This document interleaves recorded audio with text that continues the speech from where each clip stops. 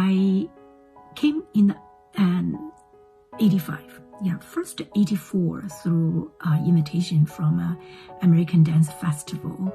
So I was at the American Dance Festival as the international choreographer, and that is the time I was falling in love with American and falling in love with the way the dancing American has to offer. So I went back to Hong Kong.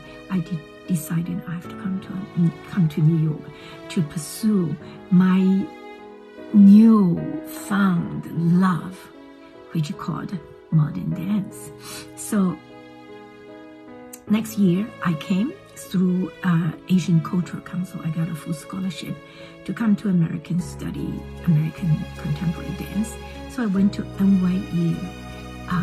I lived in the LaGuardia place, down the village, and started my new life.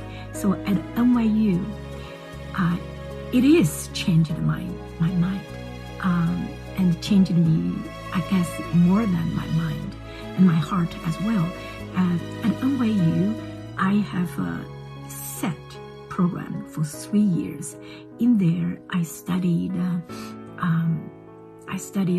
Homer's Iliad Odyssey, and I studied Greek tragedies for 2 years, and then studied the New Testament and the Old Testament, and Aristotle, Plato, Socrates.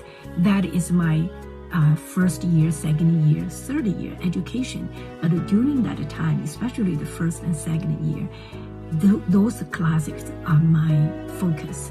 And then later on, I studied Dante, Chaucer, and all the way went to, we were required to study Freud and Kafka, Marx, and the world religion. So those are 3 years of my course. And I remember I was fascinated.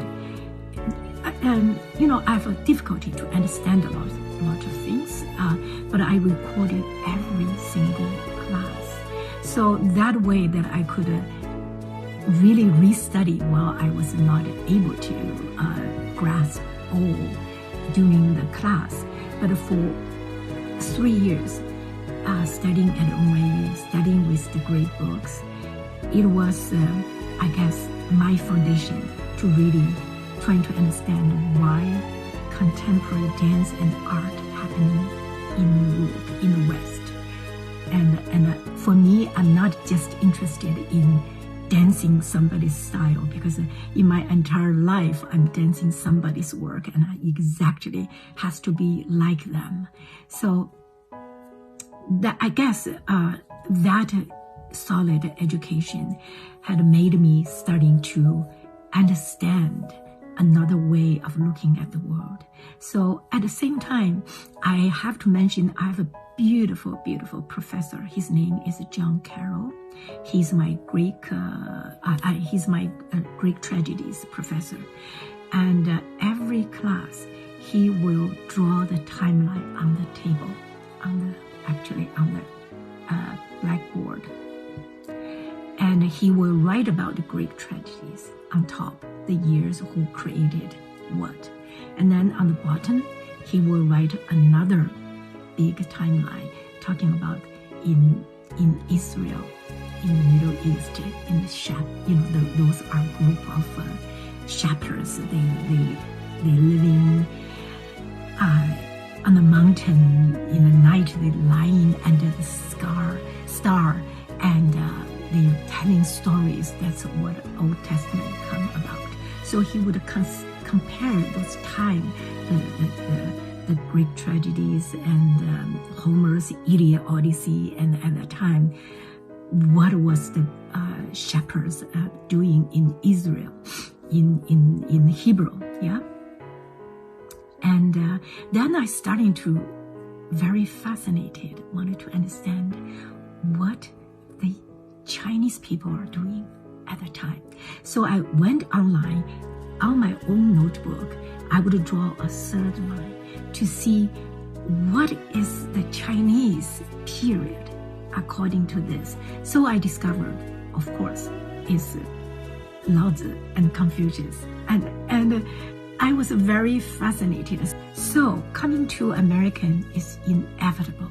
It's inevitable because it was set in my mind that I have to come to here to learn dance and to learn how to dance and to learn create dance, and that dance is belong to me. So my first work actually during my time at NYU, my first piece was Dante's Inferno. I created a solo and danced to a Japanese composer with that piece, and that was I was at NYU, and we performed, and I got the best review from the New York Times. Jennifer Downey wrote an amazing piece of my work, and also saying this is a tour de force in performance and in choreography. She said it, describing that you can see there's a deep yearning from some kind of roots. That roots is from the Asian tradition. And when I read that New York Times review, I was very questioning. I said, no, this is not from Asian tradition. That is all about me. And I created that work in my living room. While I was traveling, I sit in a chair and I choreographed. It is nothing about traditional dance, Chinese dance. There's nothing about Chineseness in it. But then I started to realize there is some kind of thing that is in me, in my skin, that I cannot escape, that I have to face, including a lot of chaos and pain.